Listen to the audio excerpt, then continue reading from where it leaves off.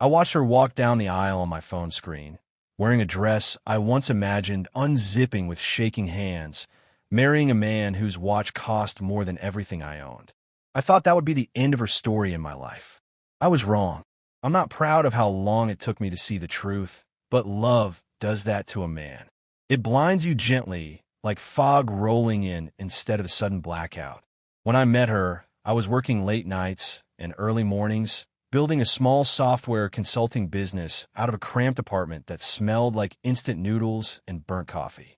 She laughed at my jokes, listened when I talked about code and clients like it mattered, and touched my arm in that absent-minded way that makes you feel chosen.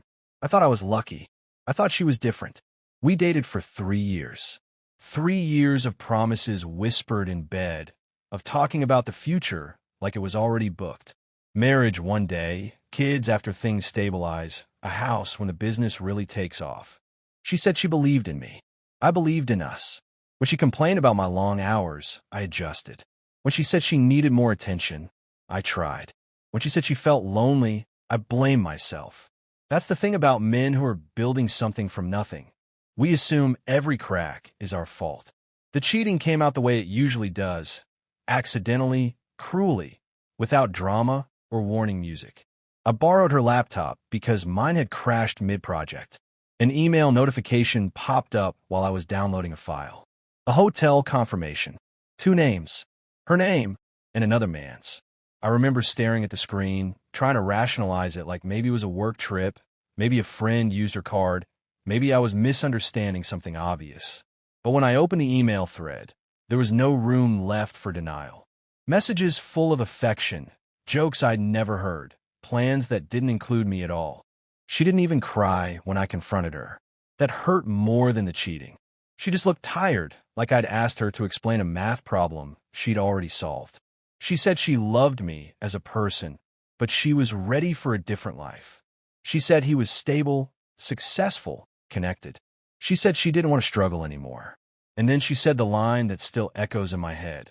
I waited as long as I could. Within weeks, she was gone. Within months, she was engaged. The man she cheated with was exactly what she described. Rich, polished, confident in a way only money can teach you. When the wedding photos hit social media, mutual friends messaged me awkward condolences disguised as updates. I didn't respond. I shut down everything that wasn't essential. I worked. I slept. I repeated. People assume the worst part is the betrayal. It's not. The worst part is what it does to your sense of worth. I started measuring my value in numbers that had nothing to do with character. Bank balance, client list, apartment size. I told myself that if I'd been richer sooner, she wouldn't have cheated. That lie almost destroyed me. Time passed anyway. It always does, whether you're healing or not. My business survived and grew. I landed a contract with a mid-sized logistics company that turned into recurring work. I hired 2 developers, then 4. I moved into a better place. Not flashy, but comfortable. I stopped checking her social media. I started running in the mornings. I learned how to cook more than eggs and regret. I didn't hear from her for almost 2 years. When her name popped up on my phone, my first instinct was to let it ring. I stared at the screen like it was a snake, dangerous and familiar. Curiosity won. It always does. Her voice sounded different. Quieter. Careful. She didn't waste time on small talk. She said she hoped I was well. She said she knew it was strange to call. Then she said she needed my help. I laughed. I couldn't help it. It came out sharp and ugly. She waited until I stopped, like she expected it. She told me her husband's company was facing a serious problem. Something technical. Something urgent. Their internal team had failed, and someone had suggested my name. She said she knew I was capable. She said she trusted me. I almost hung up. Every instinct told me to protect myself, to say no, to let her live with her choices the way I had been forced to live with mine. But another part of me, the part that had built a business out of nothing, was curious. Not about her. About the problem. I told her I need details. Professionally. She emailed them within the hour. It was bad. Worse than she'd admitted. Data breaches, potential lawsuits, regulatory exposure that could cripple the company if mishandled. I could fix it. I knew I could. The question was whether I should. We met in person a few days later in a glass-walled conference room that probably cost more per month than my old apartment did per year. She looked expensive. Perfect hair, tailored clothes, a ring that caught the light every time she moved her hand. But something underneath was off. The confidence was rehearsed. The smile didn't reach her eyes. She apologized. Not dramatically. Not the way people do when they want forgiveness. More like a statement of fact. "I'm sorry for how I handled things," she said. "Not for cheating. Not for lying. For handling things." I nodded because I didn't trust my mouth. We talked business. Strictly business. I laid out what fixing the problem would require. Time, resources, discretion. I quoted a fee that made her eyebrows lift. I didn't inflate it out of spite. It was simply what my work was worth now. She didn't negotiate. She said they'd pay. As I stood to leave, she asked how I was doing. Really doing. The question landed heavier than she probably intended. I told her the truth. That I was fine. That my life was quieter, but solid. That I'd learned a lot about myself. She nodded, like she was filing that information away for later. Over the next few weeks, I worked closely with her husband's company. Mostly remotely, sometimes on-site. I interacted with him twice. He was polite, distracted, used to delegating problems to people he assumed were replaceable. He thanked me for my support. I didn't correct him. She and I crossed paths often. In hallways. In meetings. In silence. There was an unspoken tension. Not romantic, but unresolved. Like a conversation paused mid-sentence years ago and never properly ended. She watched me differently now. Not with nostalgia. With assessment. One evening, after a long day of damage control, she asked if I wanted to grab coffee. "Just to talk," she said quickly, like she was afraid of how it might sound. I agreed, against my better judgment. She told me her marriage wasn't what it looked like online. That money solved problems, but it created others. That her husband was generous but distant, successful but controlling in subtle ways. She said she felt alone in a big house full of expensive furniture. I listened. I didn't interrupt. I didn't offer comfort. Then she asked the question I knew was coming. "Do you ever think about us?" I took a breath before answering. I told her the truth again, that I used to think about us every day, that for a long time, her leaving felt like proof that I wasn't enough, that it took me years to understand that her choices were about her, not my worth. I told her that now, I thought about us as a chapter that taught me something painful but necessary. She cried then, quietly, controlled. She said she'd made a mistake. She said she'd chosen security over love. She said she didn't realize what she'd lost until she saw me now, confident, respected, whole. She reached for my hand and stopped halfway, like she remembered too late that she no longer had that right. I didn't pull away, but I didn't close the distance either. I told her something I'd never said out loud before, that if she hadn't cheated, if she'd just left honestly, I might have spent my life wondering if I'd failed her.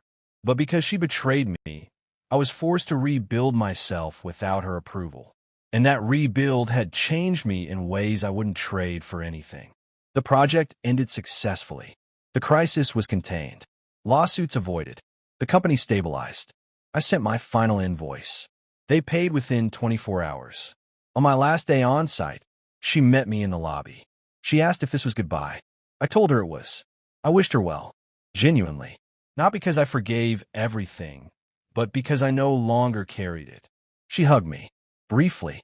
Carefully. Then she walked away, heels clicking against marble, back straight, shoulders tense. I thought that was the end.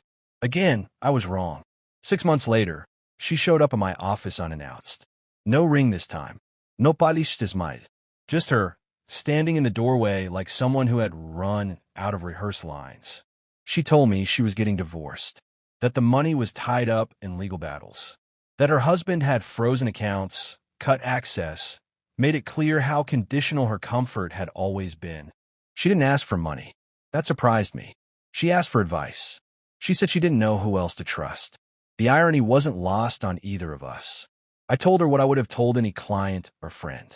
Get a good lawyer. Document everything. Protect yourself. Rebuild independently. Don't trade freedom for comfort again. She nodded. Taking notes like this was a meeting. Maybe it was. Before she left, she asked one last question. If things were different, could we ever? I stopped her gently, not unkindly. I told her that some doors closed not out of anger, but out of wisdom. That I had learned who I was without her, and I liked that man. That going back would mean unlearning lessons I paid dearly for. She accepted that better than I expected. She thanked me, not for the help, for the honesty. After she left, I sat alone in my office and felt something close to peace. Not triumph, not revenge, just clarity. I realized that helping her hadn't been about proving anything to her or to myself. It had been about confirming who I'd become. She married rich and thought she'd won. She needed my help and learned something else entirely. And so did I. That success isn't measured by who chooses you when you're struggling, but by who you choose to be when you no longer need anyone's validation.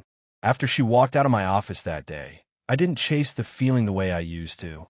I didn't replay her words obsessively or imagine alternate endings where things turn out differently.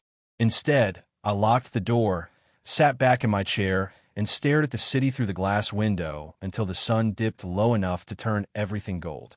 It felt like closure, not the dramatic kind people talk about, but the quiet kind that settles in your chest when a lesson finally sticks. Life didn't suddenly become a movie montage of success after that. It became normal, and that was the victory. My business kept growing, not explosively but steadily. I learned to say no to bad clients. No to projects that paid well but cost peace. No to people who only saw value when they needed something. I hired smarter people than me. I delegated. I slept. I started dating again, carefully, honestly, without pretending to be more or less than I was. Sometimes her name would cross my mind, usually when I saw a luxury car stalled on the side of the road or a couple arguing quietly at an expensive restaurant. I didn't feel bitterness anymore.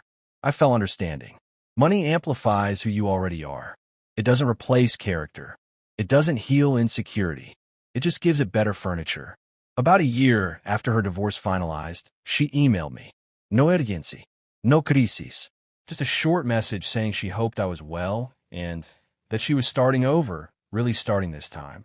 She thanked me again for the help, for the boundaries, for not taking advantage of her when she was vulnerable.